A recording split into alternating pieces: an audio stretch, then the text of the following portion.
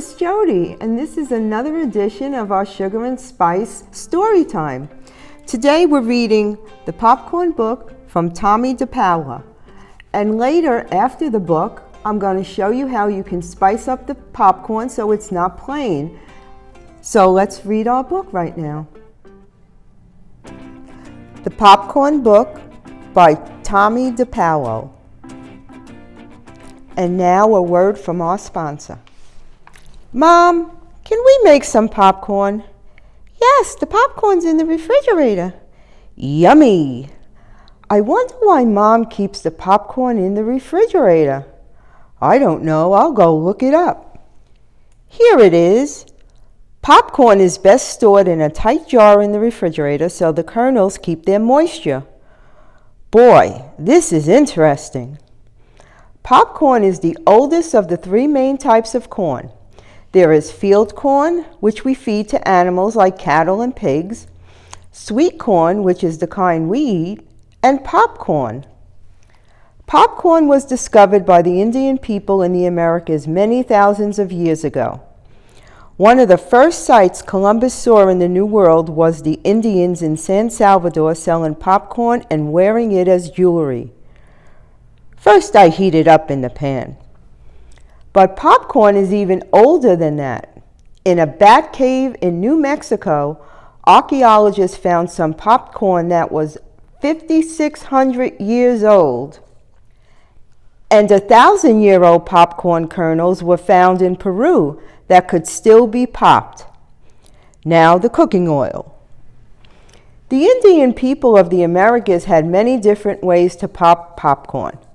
One way was to put an ear of corn on a stick and hold it over a fire. But many kernels were lost in the fire with this method. Another way was to throw the kernels right into the fire by the handful. The popcorn popped out all over the place, so there was a lot of bending and running around to gather it up. Okay, now it's hot enough to add a few kernels. In 1612, French explorers saw some Iroquois people popping corn in clay pots. They would fill the pots with hot sand, throw in some popcorn, and stir it with a stick. When the corn popped, it came to the top of the sand and was easy to get. The Iroquois people were fond of popcorn soup. Soup? The Algonquins who came to the first Thanksgiving dinner even brought some popcorn in a deerskin pouch. The colonists liked it so much that they served popped corn for breakfast with cream poured on it. Today, Americans use 500 million pounds of popcorn each year. 30% is eaten at movies, circuses, ball games, and county fairs. 10% is saved for seed and sold to other countries. But 60% is popped right at home. Oh goody, the kernels are popping. That means the oil must be ready. People in the Midwest buy more popcorn than in any other part of the United States. Milwaukee and Minneapolis are the top popcorn eating cities, followed by Chicago and Seattle. Most of the popcorn is grown in the Midwest, too. Now I'll put more kernels in the pan and turn up the heat. Now here's the part I read first. Popcorn is best stored in a tight jar in the refrigerator so the kernels keep their moisture. If the kernels dry out, there will be too many old maids left at the bottom of the pan. Old maids are unpopped kernels. It doesn't look like enough. If popcorn dries out, you can add 1 or 2 tablespoons of water to the jar and shake it until the water is absorbed. Popcorn pops because the heart of the kernel is moist and pulpy and surrounded by a hard starch shell. When the kernel is heated, the moisture turns to steam and the heart gets bigger until the shell bursts with a pop. Are you sure you didn't put too much popcorn in the pan? Of course not, silly. The Indian people had a legend that inside each kernel of popcorn lived a little demon. When his house was heated, he got so mad that he blew up. There are different kinds of popcorn. White hulless and yellow hulless are the ones most commonly sold in stores. The smallest type is called strawberry because it has red kernels and the ears look like strawberries. Rainbow has red, white, yellow, and blue kernels.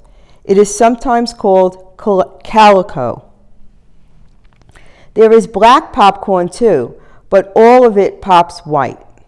The biggest kernels are called dynamite and snow puff. After popcorn is popped, most people like to put melted butter and salt on it. But if salt is put in the pan before the kernels are popped, it makes the popcorn tough. Shake, shake, shake. There are many stories about popcorn.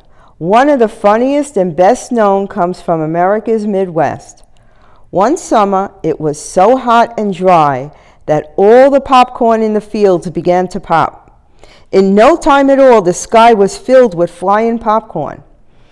It looked so much like a blizzard, everyone put on mittens and scarves and got out the snow shovels. Help! I have a blizzard too! I knew you put too much popcorn in the pan. Okay, if you're so smart, what do we do now? I know. The best thing about popcorn is eating it. Well, I sure hope you enjoyed that story. It sure made me hungry, and I'm sure it made you hungry. And now I'm going to show you how you can kind of spice up your popcorn and make it extra special depending on what you like to eat.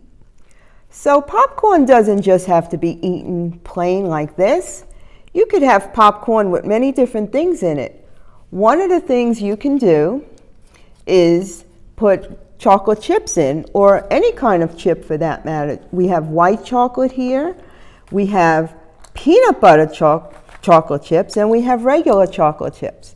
And you could just throw them in here like this, or if you want, what you can do is melt them in the microwave for a few seconds and make a liquidy type topping for your popcorn, and that would be really delicious. You could also put, for color, you could put some M&Ms in there. Wouldn't that be fun? And here's another one. These are peppermint chips, and you could throw those in there too. And of course, peanuts are always a big favorite in popcorn. And pretzels, which you can break up into pieces and put them in there. And you know, this would be something great if you were watching a football game or a basketball game or any kind of sports event, maybe even the Super Bowl if they have it this year.